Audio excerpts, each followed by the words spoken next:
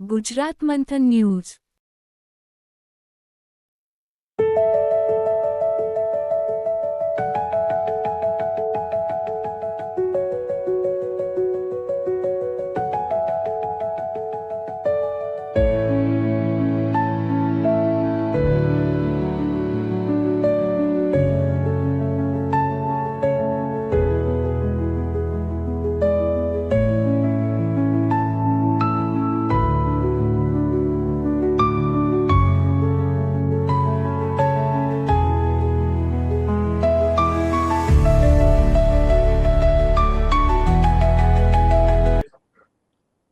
Nikol police station વિસ્તારમાં આભૂષણ jewellers આવેલી છે।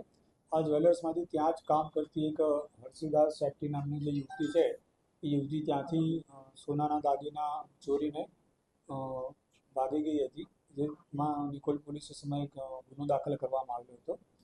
આ દરમિયાન અલગ અલગ જે ટીમ તપાસ કરતી હતી, એ દરમિયાન અમદાવાદ ક્રાઇમ બ્રાન્ચને આ છોકરીની માહિતી મળતા અમદાવાદ ક્રાઇમ બ્રાન્ચે આ છોકરીને પકડેલી હતી અને પકડીને નિકોલ પોલીસ સ્ટેશનને સોંપતા નિકોલ પોલીસ સ્ટેશન દ્વારા છોકરીને અરેસ્ટ કરવામાં આવેલી છે। જે છોકરી છે, છોકરી જોડેથી અત્યારમાં 3 દાગીના મળેલા છે। આ છોકરી જ્યારે આભૂષણ જ્વેલર્સમાંથી ચોરી કરીને ભાગી, ત્યારબાદ છોકરીના સંપર્કમાં એક છોકરો હતો મયુર માળી નામનો। એ મયુર માળી જોડે આ છોકરી પોતે અહીંથી ભાગે છે ને એ લોકો ઉદયપુર જાય છે। ઉદયપુરથી પછી એ લોકો આગળ જયપુર, દિલ્હીને અલગ અલગ શહેરોમાં ફરે છે। મીનવાઇલ ત્યાં આગળ દિલ્હીમાં એ લોકો રોકાયેલા હતા। એ દરમિયાન જે આ મયુર માળી નામનો છોકરો છે, એ છોકરો આ છોકરી જોડેથી જે દાગીના હતા એમાંથી 3 દાગીના મૂકીને એ સિવાયના તમામ દાગીના લઈને ત્યાંથી ભાગી ગયેલો હતો। અને ત્યારબાદ જે આ છોકરી છે, છોકરીની ક્રાઇમ બ્રાન્ચને તપાસ કરતા ક્રાઇમ બ્રાન્ચે છોકરીને પકડેલી હતી અને ત્યારબાદ નિકોલ પોલીસ સ્ટેશનને સોંપેલી હતી।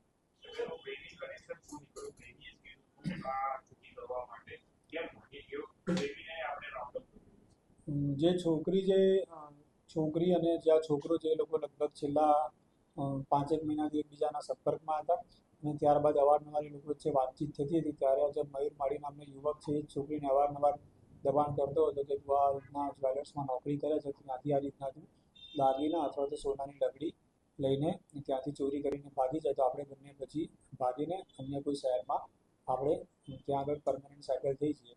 એટલે છોકરાના કહેવાથી છોકરી આ ચોરી કરેલી હતી અને ત્યારબાદ બંને અહીંયાથી અમદાવાદથી જોડે જ ભાગેલા હતા। એ લોકો દિલ્હીમાં રહેતા હતા। એ દરમિયાન ત્યાં આગળ છોકરી જ્યારે પોતે બાથરૂમમાં જાય છે, ત્યારે છોકરો ત્યાંથી જે છોકરીની બેગમાંથી દાગીના હતા, દાગીના લઈને ત્યાંથી નીકળી જાય છે।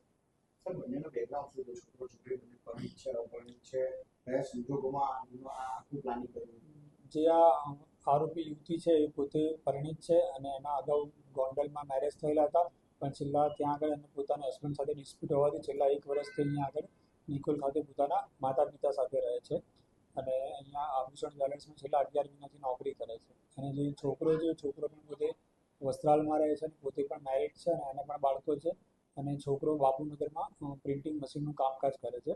આ લોકો જ્યારે બિઝનેસ ટુ બિઝનેસ સબમિટ કરતા હતા અને એકબીજાને કામ અપાવવા માટે જે બિઝનેસના વર્ક કરતા હતા, એ દરમિયાન આભૂષણ જ્વેલર્સ તરફથી છોકરી જ્યારે મિટિંગોમાં જતી હતી, એ દરમિયાન છેલ્લા 5 મહિના પહેલા છોકરો અને છોકરી એકબીજાના સંપર્કમાં આવેલા હતા। બે પ્રેમી છે, લગ્ન કરવાના હતા કે સેટલ થવાના હતા, શું હાલ સુધીમાં જે છોકરીની પૂછપરછ કરી છે, એ દરમિયાન અમારી તપાસમાં એવું ખુલ્યું છે કે આ બંને જણા ત્યાંથી ભાગી જઈને ઉત્તર પ્રદેશ બાજુ બનારસ કે એની આજુબાજુના કોઈ સિટીમાં પરમનન્ટ સેટલ થવાનું પ્લાનિંગ કરી રહ્યા હતા। આજે આ છોકરીના કોર્ટમાં રજૂ કરી એના રિમાન્ડ માંગવામાં આવશે અને ત્યારબાદ એની વધુ પૂછપરછમાં આ બાબતે સત્ય હકીકત જાણવા મળશે। હસ્તગત કરવામાં આવેલો છે, એ શું? જે મયુર માળી છે, મયુર માળીને પણ ક્રાઇમ બ્રાન્ચ દ્વારા હસ્તગત કરવામાં આવેલો છે અને આગળ પણ એની જે ધરપકડ કરવાની કાર્યવાહી ચાલુ છે।